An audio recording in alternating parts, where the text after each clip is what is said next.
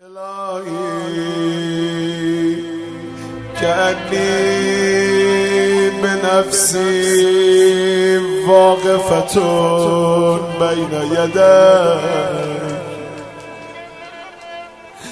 وقد أذل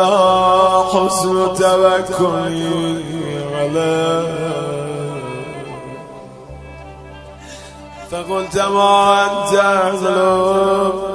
وتغمدت لي بغفك إلهي إن أفوت فمن أولى منك بذلك وإن كان قد دناك لي ولم يدن لي منك عملي هرچی جد که میندازم من میخوام با این سر و وضع برم کارم زارم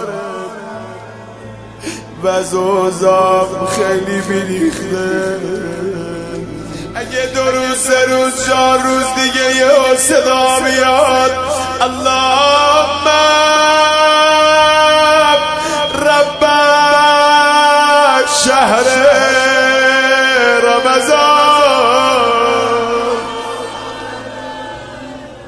اون وقت من با چه روی بیام مهمونی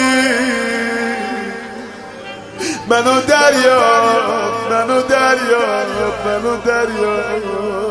حالا فقط یه چیز دارم فقط جلت الاقرار به ذنب لگه وسیلتی عارف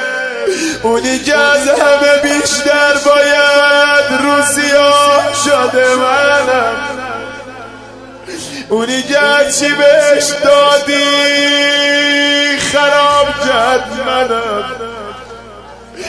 میخواستی من بین جمعیت بگم باشه میگم اونی که نمک خورد نمک دوش شکست منم اونی که سر سفره حسین اومد اما جای دیگم رفت